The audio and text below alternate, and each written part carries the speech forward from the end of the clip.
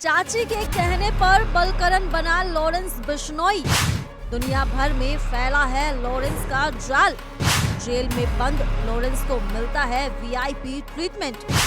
महंगे कपड़े, महंगे जूतों का शौकीन है लॉरेंस। कॉलेज में लॉरेंस के साथ हुआ था अत्याचार। क्या है लॉरेंस की जिंदगी की पूरी कहानी? चलिए जानते हैं हमारे इस खास रिपोर्ट के जरिए। लॉरेंस बिश्नोई एक ऐसा नाम जो आज पूरे देश में अपराध, गैंगस्टर नेटवर्क और हाई प्रोफाइल मर्डर केसों से जुड़ा हुआ है। भले ही वो इस वक्त जेल की सलाखों के पीछे हो, लेकिन उसका नाम और उसका असर आज भी बाहर की दुनिया में महसूस किया जा रहा है। माना जाता है कि लॉरेंस बिश्नोई भले ही हाई सिक्योरिटी सेल में बंद हो, लेकिन वो अपने गैंग से लगातार संपर्क में रहता है। मीडिया रिपोर्ट्स और जांच एजेंसियों का दावा है कि लॉरेंस का नेटवर्क सिर्फ भारत तक सीमित नहीं, बल्कि दुनिया भर में जहां भी भारतीय युवा बसे हैं वहां तक फैला हुआ है। इस बीच लॉरेंस बिश्नोई के चचेरे भाई राकेश बिश्नोई ने मीडिया से बातचीत में कुछ ऐसे खुलासे किए जो उसकी जिंदगी के अनछुए पहलुओं पर रोशनी डालते हैं। राकेश ने बताया कि लॉरेंस के परिवार की आर्थिक स्थिति अच्छी है और वो हर साल उस पर 35 से 40 लाख रुपए खर्च करते हैं। वो कहता है कि जेल में बंद लॉरेंस को हर संभव सुविधा दी जाती है जो लीगल दायरे में हो सकती है। उसका खान पान, वकीलों की फीस, कपड़े, दवाइयाँ और बाकी लॉरेंस की तमाम जरूरतें उसका परिवार पूरा ख्याल रखता है। राकेश ने लॉरेंस की जिंदगी के शुरुआती दिनों की भी चर्चा की। उसने बताया कि लॉरेंस बचपन से ही पढ़ाई में होशियार था। वो कॉन्वेंट स्कूल में पढ़ता था और उसका स्वभाव आम लड़कों जैसा था। उसे महंगे कपड़े और जूते पहनने का शौक था, लेकिन किसी ने भी कल्पना नहीं की थी कि वो आगे चलकर अपराध की दुनिया में कदम रखेगा। 10वीं के बाद वो चंडीगढ़ चला गया, जहां उसने पंजाब यूनिवर्सिटी में एडमिशन लिया। वहीं से उसकी जिंदगी ने एक अलग मोड़ लिया। यूनिवर्सिटी चुनावों में हारने के बाद वो छात्र राजनीति में सक्रिय हो गया और धीरे धीरे उस पर एफआईआर दर्ज होने लगी। राकेश बताता है कि लॉरेंस के साथ ज्यादती हुई है।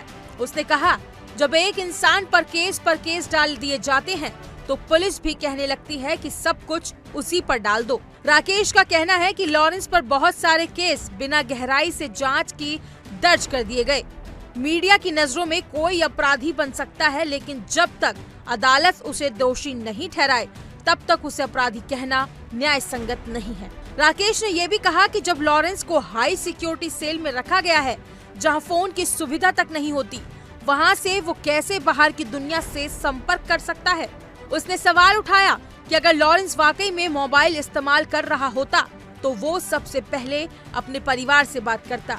जो कुछ भी मीडिया में बताया जा रहा है उसमें कितनी सच्चाई है और कितना फसाना, ये सिर्फ लॉरेंस या फिर भगवान ही जानता है। उसने बताया कि 7-8 साल पहले जब लॉरेंस को किसी पेशी के लिए कोर्ट लाया गया था, तब उससे बातचीत हुई थी। उस वक्त लॉरेंस ने दुख जताया था कि कोई उसकी बात नहीं सुनता, ना ही उसका पक्ष सुना जा रहा है।